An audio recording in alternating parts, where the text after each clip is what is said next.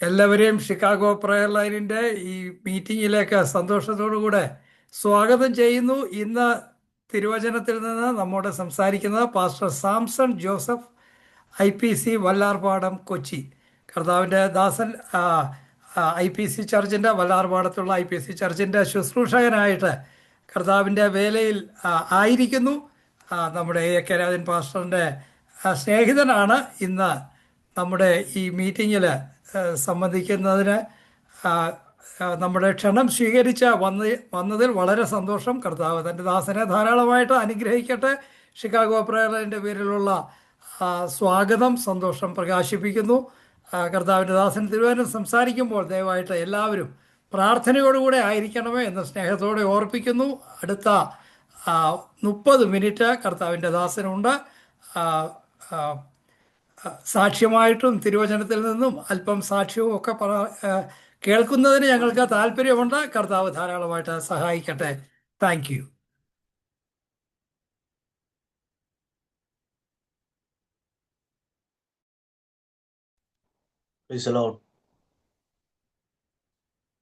ശബ്ദം കേൾക്കാലോ.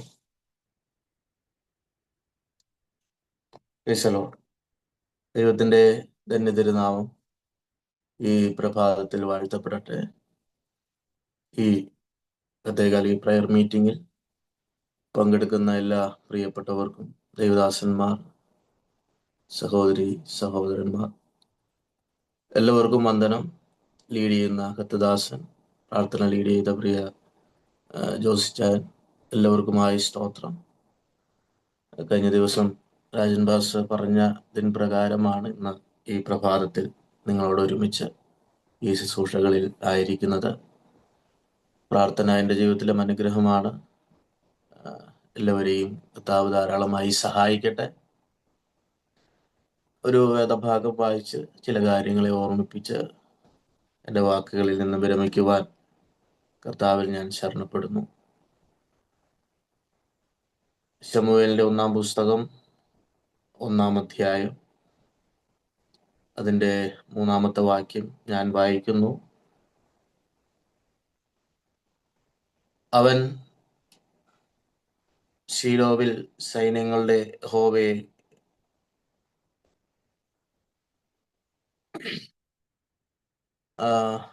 ശമൂവേലിന്റെ പുസ്തകം 1-ാം അധ്യായം 3-ാമത്തെ വാക്യം. ഹന്നയ്ക്കോ മക്കളില്ലായിരുന്നു. അവൾ ശീലോവിൽ സൈന്യങ്ങളുടെ യഹോവയെ നമസ്കരിപ്പാനും അവന് യാഗം കഴിപ്പാനും തന്റെ പട്ടണത്തിൽ നിന്ന് ആണ്ടുതോറും ശീലോവിലേക്ക് പതിവായിരുന്നു. ഏലിയുടെ 2 പുത്രന്മാരായ യഹോവയ്ക്ക് പുരോഹിതന്മാരായിരുന്ന ഒഫ്നിയും ഫിനെഹാസും അവിടെ ഉണ്ടായിരുന്നു. ഈ വേദഭാഗത്തോട് ചേർന്നുകൊണ്ട് മറ്റു ചില വേദഭാഗങ്ങളും പരിശുദ്ധാത്മാവിന്റെ ഹൃദയത്തിൽ നൽകിയിട്ടുണ്ട്. ഈ വാക്യത്തിൽ കാണിക്കുന്ന ഒരു വാക്കാണ് നമ്മുടെ മനസ്സിൽ പതിയേണ്ടത്. പതിവായി പതിവായി. അങ്ങനെ ഒരു വാക്ക് ഈ വാക്യത്തിലുണ്ട്. മറ്റ് പലയിടങ്ങളിലും ആ വാക്കിനെ നമുക്ക് ശ്രദ്ധിക്കുവാൻ കഴിയുന്നുണ്ട്. യേശു കർത്താവിനോടുള്ള ബന്ധത്തിലും പതിവായി ആരാധനയ്ക്ക് ഇല്ലെങ്കിൽ മറ്റ് നമ്മുടെ ദാനിയേൽ പ്രവാചകനോടുള്ള ബന്ധത്തിലും ഇങ്ങനെ ചൂണ്ടിക്കാണിക്കുന്നുണ്ട്. അവൻ ചെയ്തു വന്നതുപോലെ ഒരു പതിവ്. ഒരു പ്രാർത്ഥനാ മീറ്റിംഗ് ആയിരിക്കയാൽ ഈ ഒരു വാക്കിലേക്കാണ് പരിശുദ്ധാത്മാവിനെ നിയോഗിച്ചത്. അതുകൊണ്ട് വളരെ പ്രാർത്ഥനയോടെ ചില നിമിഷങ്ങൾ നമുക്ക് ഒരുമിച്ച് ഈ വചനങ്ങളെ, ഈ വാക്യത്തിന്റെ അടിസ്ഥാനത്തിലല്ല, ആ വാക്കിനെയാണ് നമ്മൾ ഒരുമിച്ച് ചിന്തിക്കുന്നത്. പതിവായി. ഈ പ്രാർത്ഥനാ മീറ്റിംഗിലേക്ക് പ്രവേശിക്കുമ്പോൾ പ്രിയ കത്തദാസൻ എന്നെ ഇങ്ങനെ പരിചയപ്പെടുത്തി. വല്ലാർപാടം സഭയുടെ ശുശ്രൂഷകൻ എന്ന് ഇങ്ങനെ സ്നേഹപൂർവ്വം പരിചയപ്പെടുത്തുവാനിടയായി തീർന്നു. ഈ പരിചയപ്പെടുത്തലിന്റെ നടുവിൽ തന്നെ ഞാനൊന്ന് ഓർമ്മിപ്പിക്കട്ടെ. ഞാൻ നിങ്ങളുടെ മുമ്പിൽ ഇരിക്കുമ്പോൾ തന്നെ എനിക്ക് വളരെ സന്തോഷത്തോടെ പറയുവാൻ കഴിയും, പ്രാർത്ഥിക്കുന്ന ചിലരുടെ പ്രാർത്ഥന അനുഗ്രഹങ്ങളാണ് ഇന്ന് പകലിൽ ഈ വേദിയുടെ മുമ്പിൽ എന്നെ നിർത്തുന്നത്. സ്തോത്രം. പ്രാർത്ഥനയോടുകൂടെ തുടക്കം കുറിക്കുന്നതൊന്നും അത് നിഷ്ഫലമല്ല. ഒരു കാലഘട്ടത്തിൽ അതിനുറപ്പായും പ്രതിഫലം ദൈവം തരും. സ്തോത്രം. പതിവായി ഒരു ആത്മീക മനോഭാവത്തിലേക്ക്, പ്രാർത്ഥനാ മനോഭാവത്തിലേക്ക് തിരിയുന്നവർ മടുത്തു പോകാതെ ധൈര്യത്തോടെ ദൈവസന്നിധിയിൽ പ്രാർത്ഥിക്കുവാൻ ഇടയായി തീർന്നാൽ അവരുടെ ജീവിതത്തിൽ മറക്കുവാൻ കഴിയാത്ത ദൈവിക അനുഗ്രഹങ്ങളെ, ഇല്ലെങ്കിൽ എന്നും ഓർമ്മ പുസ്തകത്തിൽ കുറിച്ചു വെക്കുവാൻ കഴിയുന്ന നിലവാരത്തിലുള്ള ചില പ്രാർത്ഥനാ മറുപടികളെ തരുവാൻ ദൈവം വിശ്വസ്തനാണ് എന്ന് എൻ്റെ ഈ പഠനങ്ങളിൽ നിന്ന് എനിക്ക് മനസ്സിലാക്കുവാൻ കഴിഞ്ഞു. ആ ഒരു സന്ദേശമാണ് ഈ ഈ പ്രഭാതത്തിൽ നമ്മളെ പരിശുദ്ധാത്മാവ് നമ്മളിലേക്ക് നയിക്കുന്നത്. സ്തോത്രം. പതിവായി ക്രിസ്തീയ ജീവിതത്തിൽ ഓരോ വ്യക്തിപരമായ ആളുകൾക്കും പതിവ് സൗഹൃദങ്ങളുണ്ട്. പതിവ് ജീവിത ശൈലികളുണ്ട്. പതിവ് ഒന്നുകൂടി ശാന്തമായിട്ട് കയറി പറഞ്ഞാൽ പതിവായിട്ട് നമ്മൾ വിസിറ്റ് ചെയ്യുന്ന ഭവനങ്ങളുണ്ട്. പതിവായി നമ്മൾ പോകുന്ന ഷോപ്പുകളുണ്ട്.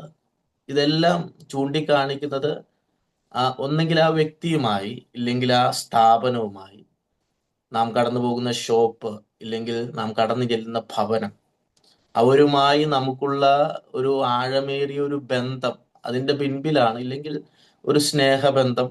കൊള്ളാം, എന്നെ പറ്റിക്കുന്ന ഒരുവന്റെ വീട്ടിലേക്ക്, ഇല്ലെങ്കിൽ എന്നെ വഞ്ചിക്കുന്ന ഒരുവന്റെ കടയിലേക്ക് ഞാൻ നാളെ പോകില്ല. ശരിയല്ലേ?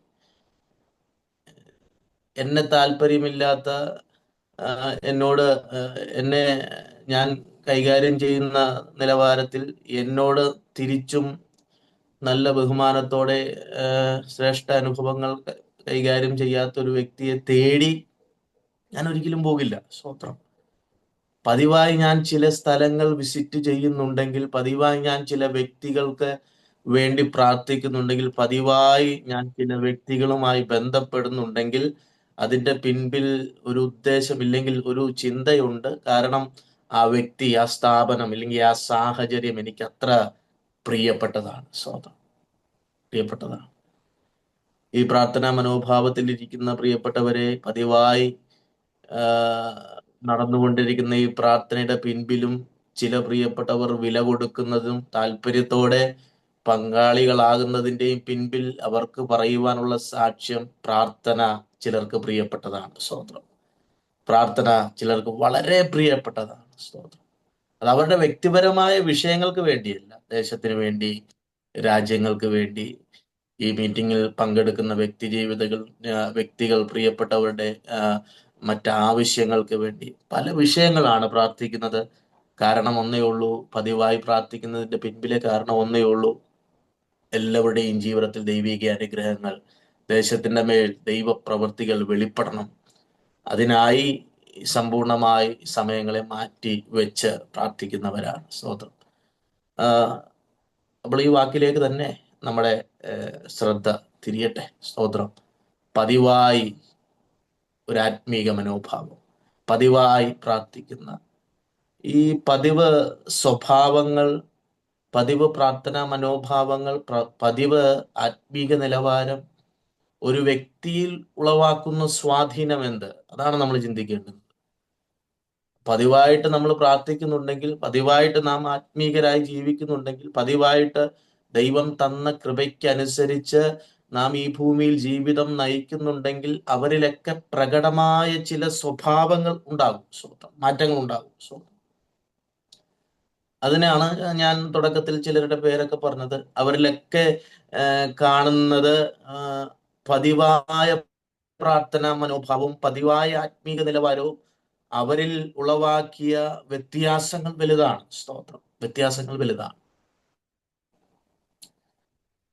ഈ ഹന്നയെ പറ്റിയൊക്കെ നമ്മൾ പഠിക്കുമ്പോൾ പ്രാർത്ഥിക്കുന്ന സഹോദരി, ആ സഹോദരിയെ പറ്റി, ദൈവ സാന്നിധ്യം അനുഭവിക്കുന്ന സഹോദരിക്ക് ആ സഹോദരിയിൽ പ്രകടമായി വെളിപ്പെട്ട ഒരു സ്വഭാവം ഞാൻ പറയാം. ആ, സ്വഭാവ ശുദ്ധീകരണം. താൻ ആ വീട്ടിൽ അനുഭവിച്ച പ്രതിസന്ധി വലുതാണ്, പ്രശ്നം വലുതാണ്.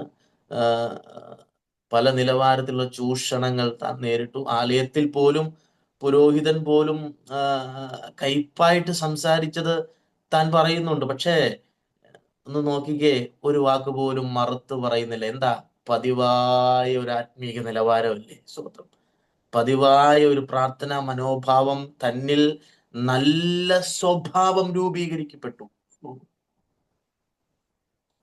ഈ പ്രഭാതം നമ്മൾ സമയത്ത് വൃഥാവാക്കാതെ ദൈവത്തിന്റെ സന്നിധിയിൽ ഒരുമിച്ചായിരിക്കുമ്പോൾ പരിശുദ്ധാത്മാവ് ശാന്തമായി നമ്മളെ ഓർമ്മിപ്പിക്കുന്നു, പതിവായി പ്രാർത്ഥിക്കുന്ന എൻ്റെ സ്വഭാവത്തിൽ ചില വ്യത്യാസങ്ങൾ വരും. സ്തോത്രം. പതിവായി ദൈവ സാന്നിധ്യം അനുഭവിക്കുന്ന ഞാൻ, പതിവായി പ്രാർത്ഥിക്കുന്ന ഞാൻ, എൻ്റെ വാക്കുകൾ പലർക്കും പ്രചോദനമായി മാറും. എൻ്റെ വാക്കുകൾ പലർക്കും ആശ്വാസമായി മാറും. ഞാൻ മുറിക്കുന്നവനല്ല, ഞാൻ വാക്കുകൾ കൊണ്ട് ഖണ്ഡിക്കുന്നവനല്ല, ഞാൻ വാക്കുകൾ കൊണ്ട് വ്യക്തികളുടെ സ്വാതന്ത്ര്യത്തെ ഖനിക്കുന്നവനല്ല, ഞാൻ വാക്കുകൾ കൊണ്ട് ഒരുവന്റെ ഭാവിയെ നശിപ്പിക്കുന്നവനല്ല. എൻ്റെ പ്രാർത്ഥനകൾ, എൻ്റെ വാക്കുകൾ ഒരുവന് വല്ലാത്ത ആശ്വാസം പകരും. എൻ്റെ സമീപനം ഒരുവന് വല്ലാത്ത സന്തോഷം പകരും. എൻ്റെ വാക്കുകളിലൂടെ പുറപ്പെടുന്ന വചനങ്ങൾ ഒരുവന് വല്ലാത്ത ചൈതന്യം പകരും. സ്തോത്രം, സ്തോത്രം. എത്ര പേർക്ക് സന്തോഷമുണ്ടെന്ന് എനിക്കറിയില്ല. ദൈവത്തിന്റെ പരിശുദ്ധാത്മാവ് നമ്മളെ ബലപ്പെടുത്തട്ടെ. പതിവായി പ്രാർത്ഥിക്കുന്നവന് അവന്റെ നാവ് ശുദ്ധിയുള്ള നാവായിരിക്കും. സ്തോത്രം. യോബിലേക്ക് നമ്മുടെ കണ്ണോടിച്ചാലും യോബിന്റെ ജീവിതത്തെയും നമുക്ക് പഠിക്കാൻ കഴിയുമെങ്കിൽ യോബിന്റെ ജീവിതത്തിലും മറഞ്ഞു കിടക്കുന്ന ഒരു അനുഭവത്തെ പരിശുദ്ധാത്മാവ് ഇങ്ങനെ രേഖപ്പെടുത്തിയിട്ടുണ്ട്. യോബിന്റെ പുസ്തകം 1-ാം അധ്യായം അതിന്റെ 5-ാമത്തെ വാക്യത്തിൽ, എന്നാൽ വിരുന്ന് നാളുകൾ വട്ടം തികയുമ്പോൾ യോബ്, പക്ഷേ എൻ്റെ പുത്രന്മാർ പാപം ചെയ്ത് ദൈവത്തെ ഹൃദയം കൊണ്ട് ത്യജിച്ചു പോയിരിക്കുമെന്ന് പറഞ്ഞ് ആളയച്ച് അവരെ വരുത്തി ശുദ്ധീകരിക്കുകയും രാവിലെ എഴുന്നേറ്റ് അവരുടെ സംഖ്യയ്ക്കൊത്തവണ്ണം ഹോമയാഗങ്ങളെ കഴിക്കുകയും ചെയ്യും. ഇങ്ങനെ ഇയ്യോബ്, ആ വാക്ക് വളരെ ശ്രദ്ധിക്കണം, എല്ലായ്പ്പോഴും ചെയ്തു വന്നു. എല്ലായ്പ്പോഴും. അവിടെ നോക്കിക്കേ, ഇയ്യോബിന്റെ പതിവ് സ്വഭാവം, പതിവ് ആത്മീക ജീവിതം. ഈ നാവ് കൊണ്ട് പാപം ചെയ്തില്ലെന്നൊക്കെ പറയാൻ എളുപ്പം തന്നെയാണ്. പക്ഷെ യോബിന്റെ ജീവിതത്തിൽ ആ ഭാര്യയോട് പോലും, നീ എന്താ ഇങ്ങനെ സംസാരിക്കുന്നത്, ഒരു പൊട്ടി സംസാരിക്കുന്നത് പോലെയൊക്കെ നീ ഇങ്ങനെ സംസാരിക്കുന്നത് എന്താ എന്നൊക്കെ യോബ് തന്റെ സ്വന്തം ഭാര്യയോട് പറഞ്ഞതിന്റെ പിൻപിലെ അർത്ഥം നമ്മൾ മനസ്സിലാക്കണം. അവനിൽ ഒരു പതിവ് ആത്മീക മനോഭാവം ഉണ്ടായിരുന്നു. സ്തോത്രം. അവനിൽ ഒരു പതിവ് പ്രാർത്ഥനാ ജീവിതം ഉണ്ടായിരുന്നു. അതല്ലേ അവന്റെ സ്വഭാവത്തെ ശുദ്ധീകരിച്ചത്, അവന്റെ നാവിനെ നിയന്ത്രിച്ചത്, അവന്റെ ആത്മീക ജീവിതത്തെ നിയന്ത്രിച്ചത്. സ്തോത്രം. യേശുവിന്റെ രക്തം, ജയം. പതിവ് ആത്മീക മനോഭാവങ്ങൾ ഒരുവനിൽ വല്ലാത്ത സ്വാധീനം ചെലുത്തും. സ്തോത്രം. പതിവ് പ്രാർത്ഥനാ മനോഭാവങ്ങൾ ഒരുവന്റെ സ്വഭാവത്തെ മുഴുവനായി കൺട്രോൾ ചെയ്യും. സ്തോത്രം. അവന്റെ വാക്ക്, അവന്റെ പ്രവർത്തികൾ.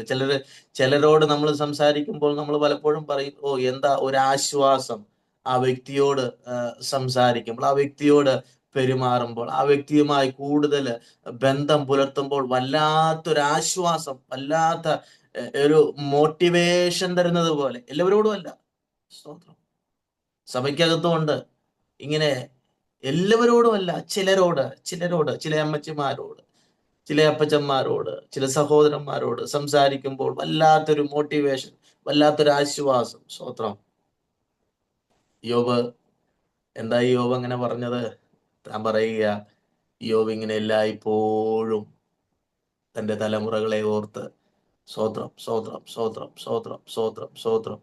പതിവാത്മിക മനോഭാവം ഒരുവനിൽ വല്ലാത്ത സ്വാധീനം ചെലുത്തും. സ്തോത്രം. പതിവാത്മീക മനോഭാവം, പതിവ് പ്രാർത്ഥനകൾ ഒരുവന്റെ സ്വഭാവത്തെ അടപടലം ശുദ്ധീകരിക്കും. സ്തോത്രം. ഇതൊരു പ്രാർത്ഥനാ മീറ്റിംഗ് ആണല്ലോ, അതുകൊണ്ട് നമ്മൾ വളരെ ശ്രദ്ധിക്കേണ്ടത്, പതിവായി പ്രാർത്ഥിക്കുന്ന ഹന്നയാണെങ്കിലും മറ്റുള്ളവരൊക്കെ നമ്മൾ പഠിക്കുമ്പോൾ പതിവായി ചെയ്തു വന്നതുപോലെ ദാനിയേലൊക്കെ ചെയ്തതിന്റെ പിൻപിൽ ഉദ്ദേശം ഇത്രയേ ഉള്ളൂ.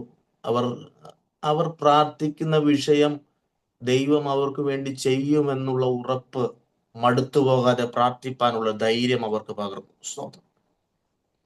ഞങ്ങൾ പ്രാർത്ഥിക്കുന്ന വിഷയം, ഞങ്ങൾ ആഗ്രഹിക്കുന്ന വിഷയം ദേശത്തിന്റെ വിടുതലാണെങ്കിൽ, സമൂഹത്തിന്റെ നന്മയ്ക്കാണെങ്കിൽ, രാജ്യങ്ങൾ കടന്ന്, ദേശങ്ങൾ കടന്ന്, സംസ്ഥാനങ്ങൾ കടന്ന്, ഇന്നത്തെ സാമൂഹിക പശ്ചാത്തലത്തിന് നടുവിൽ ഒരു ഡെലിവറൻസ് ആണ് നാം ആഗ്രഹിക്കുന്നതെങ്കിൽ, മടുത്തുപോകാതെ പ്രാർത്ഥിക്കുവാൻ, പതിവായി പ്രാർത്ഥിക്കുവാൻ, ഈ പ്രാർത്ഥനാ മീറ്റിങ്ങിന്റെ അകത്ത് സമയത്തെ ചിലവഴിച്ചാൽ ദൈവത്തിന്റെ പരിശുദ്ധാത്മാവ് ഓർമ്മിപ്പിക്കുന്നത്, മടുത്തുപോകാതെ പതിവായി ദൈവസന്നിധിയിൽ നിലവിളിക്കുന്ന നിന്റെ പ്രാർത്ഥനയ്ക്ക് മറുപടി തരാതെ എൻ്റെ കർത്താവ് മടങ്ങിപ്പോകില്ല. സ്തോത്രം, സ്തോത്രം, സ്തോത്രം. മറുപടി തരാതെ ദൈവം പോവില്ല.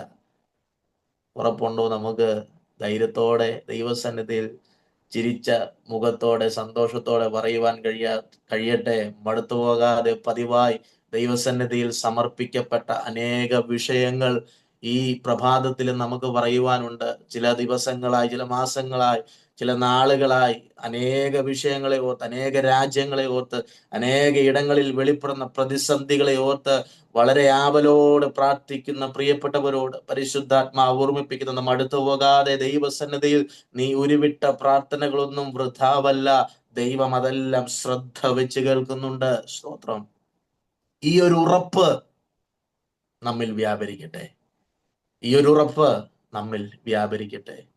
അതുകൊണ്ട് പൗലോസ് ഇങ്ങനെ പറഞ്ഞത് നമുക്ക് ചേർത്ത് പറയാൻ കഴിയും. ഞാൻ ആരെ വിശ്വസിച്ചിരിക്കുന്നു, ഞാൻ ആരോട് അപേക്ഷിക്കുന്നു, ഞാൻ ആരുടെ മുമ്പിലാണ് ഇരിക്കുന്നത്, എൻ്റെ വിഷയങ്ങളെ ഞാൻ ആരോടാണ് കൈമാറുന്നത് എന്ന ഉറപ്പ് എനിക്കുണ്ട്. സ്തോത്രം. ഒരു മനുഷ്യനോടല്ല, ഒരു വ്യക്തിയോടല്ല, ഒരു പ്രസ്ഥാനത്തോടല്ല, ഒരു സംഘടനയോടല്ല ഞാൻ പറയുന്നത്. ഞാൻ ആരെ വിശ്വസിക്കുന്നു, ഞാൻ ആരുടെ മുമ്പിൽ എൻ്റെ വിഷയങ്ങളെ ഇറക്കി വെച്ചോ എന്നുള്ള ഉത്തമ ബോധ്യം എനിക്കുണ്ട്. അവൻ എനിക്ക് വേണ്ടി അത്ഭുതങ്ങൾ ചെയ്യുമെന്ന് ഉറപ്പും നിശ്ചയവും എനിക്കുണ്ട്. സ്തോത്രം. ആ ഒരു ധൈര്യമാണ് ഈ പ്രഭാതത്തിലും ഇത്രയും പേരെ ഈ സൂം പ്ലാറ്റ്ഫോമിൽ എത്തിച്ചത്. ആ ഒരു ഉറപ്പാണ് മടുത്തു പോകാതെ ഇന്നും ഈ പ്രാർത്ഥനാ മീറ്റിങ്ങിനെ മുൻപോട്ട് നയിക്കുന്നത്. അതുകൊണ്ട് തെല്ലും ആശങ്ക വേണ്ട. ആശങ്കരഹിതമായ ഒരു അനുഗ്രഹപൂർണമായ പ്രാർത്ഥനാ ജീവിതം നയിപ്പാൻ ഈ ഫെലോഷിപ്പിനെ കർത്താവ് സഹായിക്കട്ടെ എന്ന് ഞാൻ ആത്മാർത്ഥമായി പ്രാർത്ഥിക്കുന്നു. സ്തോത്രം. ആശങ്കയില്ലാത്ത ജീവിതം. ആ വാക്കിലേക്ക് ഓടുന്നു. ആശങ്കയില്ല. ആശങ്ക. ദാനിയേൽ പ്രവാചകന് വിരുദ്ധമായി രേഖ എഴുതിയപ്പോൾ താൻ ചെയ്തു വന്ന ഒന്ന്, തൻ്റെ ഭാവി പോകുമെന്നുള്ള ആശങ്കയല്ല തന്നെ ഭരിച്ചത്. സ്തോത്രം. തൻ്റെ ഭാവി പോകും, തൻ്റെ അവസരം നഷ്ടപ്പെടും.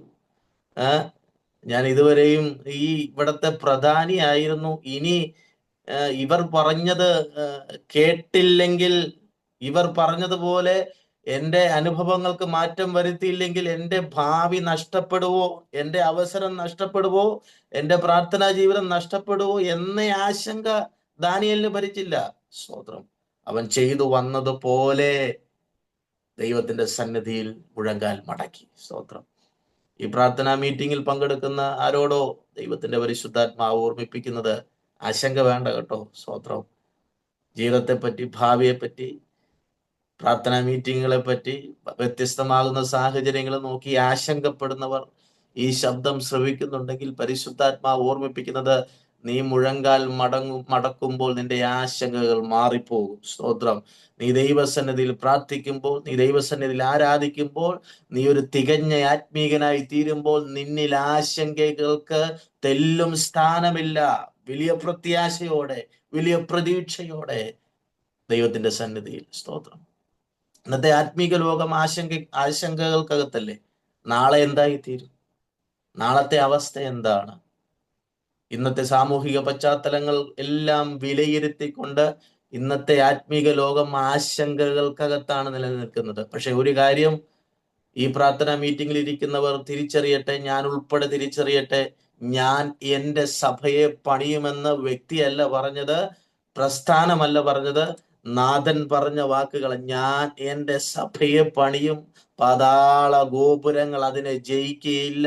ഇന്നത്തെ കാലഘട്ടങ്ങളിൽ വെളിപ്പെടുന്ന പ്രതിസന്ധികൾ കണ്ട് ഞാനും നിങ്ങളും ആശങ്കപ്പെടേണ്ട. പ്രാർത്ഥന മുറിയിൽ മുഴങ്കാൽ മടക്കിയാൽ മതി.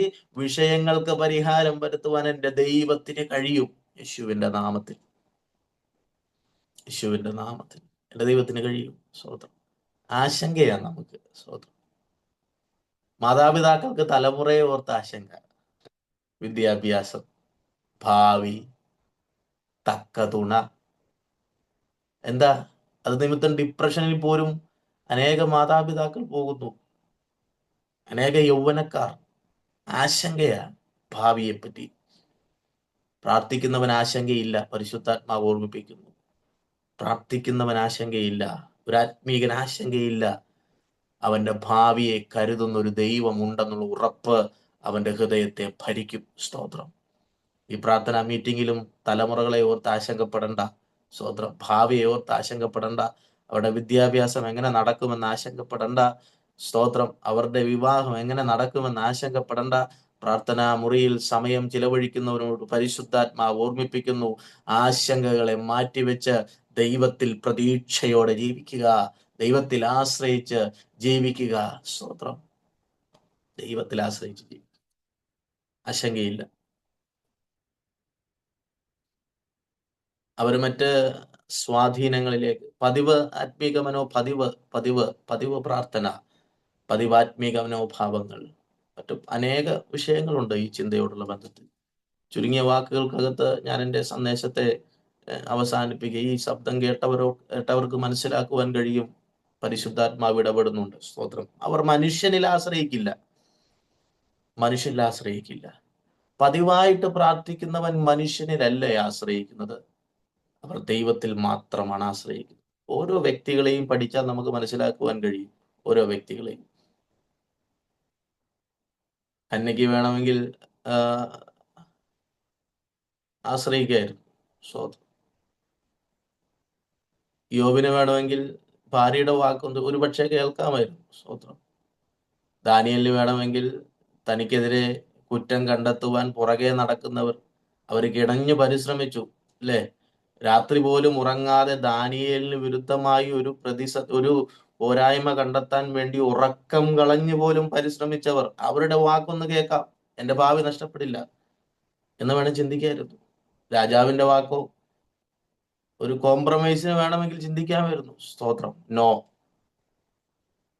ഞാൻ ദൈവത്തിലാണ് ആശ്രയിക്കുന്നത്. സ്തോത്രം.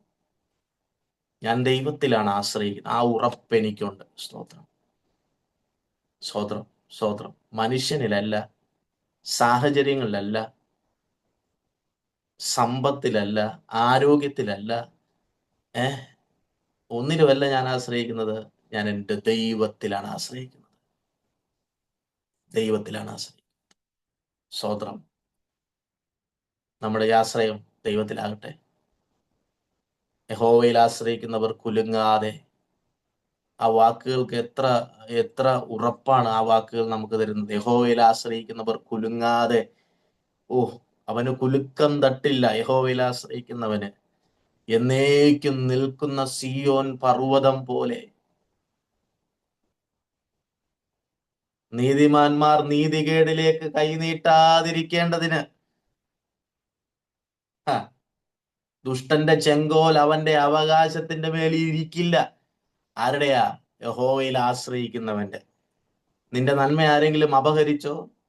നിനക്ക് വരേണ്ടുന്നത് ആരെങ്കിലും പിടിച്ചു പറിച്ചോ? നോ, നിന്റെ അവകാശത്തിന്റെ മേൽ ദുഷ്ടന്റെ ചെങ്കോൽ ഇരിക്കില്ല.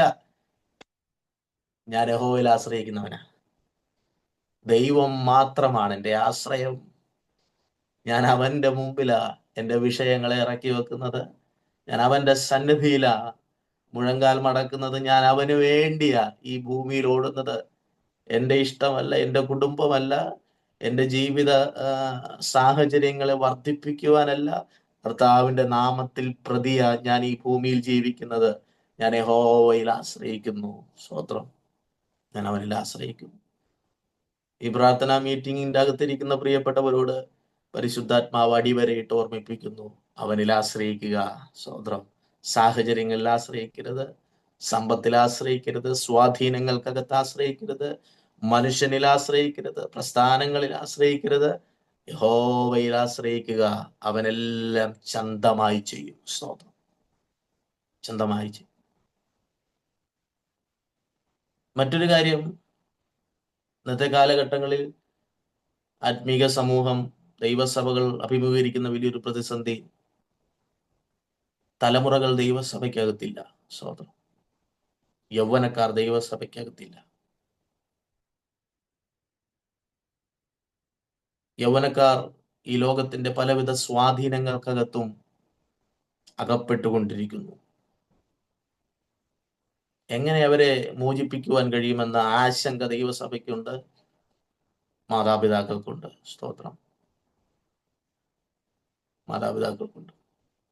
പക്ഷേ ഒരു കാര്യം ഈ വചനത്തിൽ നിന്ന് പരിശുദ്ധാത്മാവ് ഓർമ്മിപ്പിക്കുന്നത്, പതിവായി ദൈവസന്നിധിയിൽ കരയുന്ന ഹന്നയ്ക്ക് പറയുവാൻ കഴിയും, എൻ്റെ തലമുറ പതിവ് തെറ്റിയ ജീവിതം നയിക്കില്ല. സ്തോത്രം. എൻ്റെ തലമുറ അവൻ പ്രാർത്ഥനയുടെ അതിർവരമ്പുകൾ ലംഘിച്ച് കടന്നു പോകില്ല. സ്തോത്രം. അവൻ അവൻ കർത്താവിന് വേണ്ടി ശ്രേഷ്ഠനായി ഓടുന്നവൻ, കർത്താവിന് വേണ്ടി അധികമായി പ്രയോജനപ്പെടുന്നവൻ. നല്ല തലമുറകൾ. ഒരു വാക്കിന് കൂടി ഞാൻ കയറ്റി പറയുന്നു, പ്രാർത്ഥിക്കുന്നവന്, പതിവായ ആത്മീക ജീവിതം ചിട്ടയായി നയിക്കുന്നവന് നല്ല തലമുറ. സ്തോത്രം. ഈ ലോകത്തിന്റെ മായം കലരാത്ത തലമുറകളെ ദൈവം തരും. സ്തോത്രം. ഈ ലോകത്തിന്റെ വശീകരണ മേഖലകൾക്കകത്ത് അകപ്പെട്ടു പോകാത്തൊരു തലമുറയെ, പ്രാർത്ഥനാ ജീവിതമുള്ള ആത്മീക നിലവാരത്തിൽ നിൽക്കുന്ന തലമുറകളെ ആർക്കാണ്?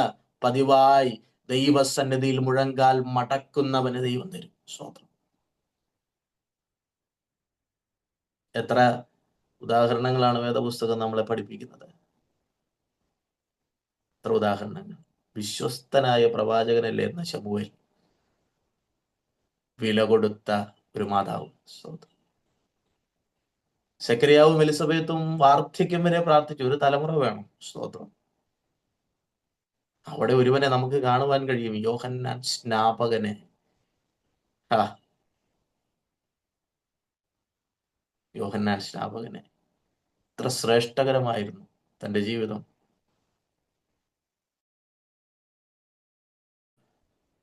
അവന്റെ മേൽ വെളിപ്പെട്ട ദൈവ സാന്നിധ്യവും അവന്റെ മേൽ വെളിപ്പെട്ട ദൈവിക ശുശ്രൂഷകളും വലുതായിരുന്നു. സ്തോത്രം. കാരണം ഒന്നേ ഉള്ളൂ, ദൈവസന്നിധിയിൽ പ്രാർത്ഥിക്കുന്ന മാതാപിതാക്കൾ, പതിവുകൾ തെറ്റിക്കാത്ത ആത്മീക നിലവാരമുള്ള മാതാപിതാക്കൾ.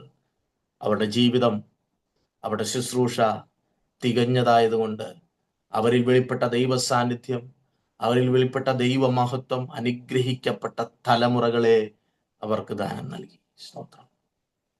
അങ്ങനെയെങ്കിൽ ദൈവകൃപയിൽ ആശ്രയിച്ചുകൊണ്ട് ഈ പ്രാർത്ഥനാ മീറ്റിംഗിൽ പങ്കെടുക്കുന്ന പ്രിയപ്പെട്ടവരെ, നമുക്ക് ഒരുമിച്ച് ദൈവകൃപയിൽ ആശ്രയിച്ച് പറയാം, ഞാൻ പതിവ് തെറ്റിക്കാതെ ദൈവസന്നിധിയിൽ മുഴങ്കാൽ മടക്കും. സ്തോത്രം.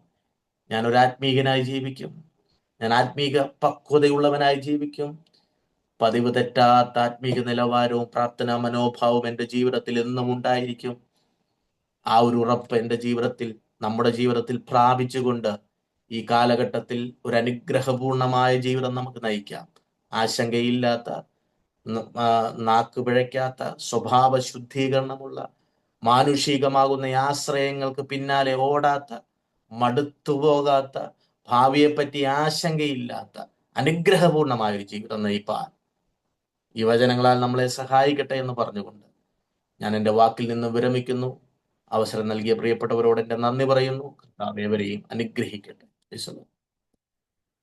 Praise the Lord, praise the Lord. പ്രിയമുള്ളവരെ, അത്ര ശക്തമായിട്ടുള്ള, അനുഗ്രഹകരമായിട്ടുള്ള, നമ്മൾ പാലിക്കേണ്ടതായ ഒരു ദൈവവചനമാണ് നമ്മൾ കേട്ടത്. പതിവായിട്ട് പ്രാർത്ഥിക്കുക. നമ്മുടെ ജീവിതത്തിലെ പതിവുകൾ എന്തെല്ലാമാണ്? യേശുവിനെ കുറിച്ച് നമ്മൾ വായിക്കുന്നത്, അവൻ പതിവ് പോലെ ദേവാലയത്തിലേക്ക് ചെന്നു, അവൻ പതിവ് പോലെ വേറിട്ട് മലയിലേക്ക് പോയി പ്രാർത്ഥിച്ചു, പതിവായിട്ട് ആ ജനങ്ങളെ ഉപദേശിച്ചു. പ്രിയമുള്ളവരെ, കർത്താവിൻ്റെ ദാസൻ പറഞ്ഞ പോലെ ആത്മീകമായിട്ട് നമ്മൾ ജീവിക്കുന്നതിന് വേണ്ടി നമ്മൾ ഈ പ്രാർത്ഥന നമ്മൾ പതിവായിട്ട് നടത്തുന്നുണ്ട്. ഈ ഷിക്കാഗോ പ്രയർ ലൈൻ 7 ദിവസവും ഇപ്പോൾ പതിവായിട്ട് നടത്തുന്നുണ്ട്. പതിവായിട്ട് അതിൽ സംബന്ധിക്കുന്ന ആളുകളുണ്ട്.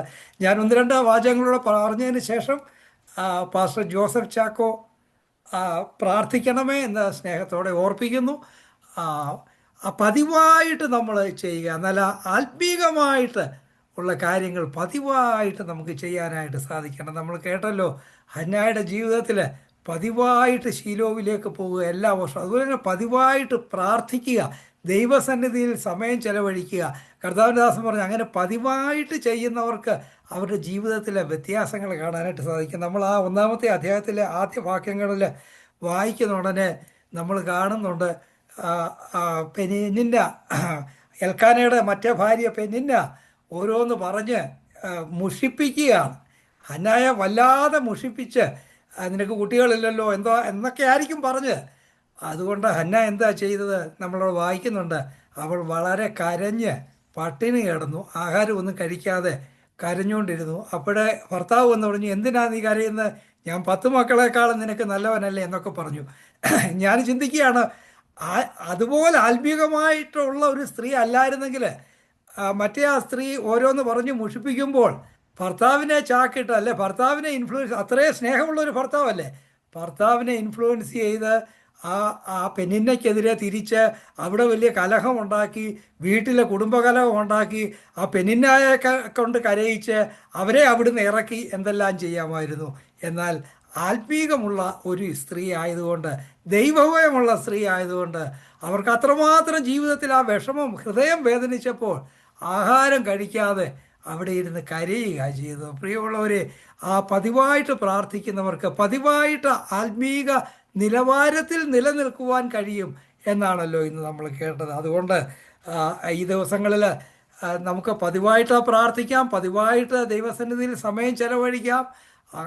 അങ്ങനെ കർത്താവിൻ്റെ ഹിതപ്രകാരമുള്ള ഒരു ജീവിതം നമുക്ക് നയിക്കുന്നതിന് ഈ വചനത്തിന് മുമ്പാകെ നമ്മെ തന്നെ സമർപ്പിക്കാം. കർത്താവിൻ്റെ ദാസൻ വളരെ ശാന്തനായിട്ട് പറഞ്ഞു, എന്നാൽ വളരെ ആഴമായിട്ടുള്ളൊരു ദൈവവചനമായിരുന്നു. പ്രിയമുള്ളവരെ, അത് കേട്ട് ഈ വചനത്തിന് മുമ്പാകെ നമ്മെ തന്നെ സമർപ്പിച്ച് ആ വചനം നമ്മുടെ ജീവിതത്തിൽ യാഥാർത്ഥ്യമായി തീർന്ന് അത് നമുക്ക് അനുഗ്രഹമാകട്ടെ എന്ന് നമുക്ക് പ്രാർത്ഥിക്കാം. കർത്താവിൻ്റെ ദാസനെ ഉള്ള സ്നേഹം, സന്തോഷം പ്രകാശിപ്പിക്കുന്നു. വല്ലാർപ്പാടം IPCയുടെ ശുശ്രൂഷനായിട്ടിരിക്കുമ്പോൾ ആ സഭയെ കർത്താവ് ധാരാളമായിട്ട് അനുഗ്രഹിക്കട്ടെ. ശുശ്രൂഷയുടെ ഒരു അടുത്ത തലത്തിലേക്ക് പ്രവേശിക്കുന്ന ഈ ദിവസങ്ങളിൽ കർത്താവ് തൻ്റെ ദാസനെ സഹായിക്കട്ടെ എന്ന് പ്രാർത്ഥിക്കുന്നു, ആശംസിക്കുന്നു. ഷിക്കാഗോ പ്രയർ ലൈനിൻ്റെ പേരിലുള്ള സ്നേഹം, സന്തോഷം പ്രകാശിപ്പിക്കുന്നു.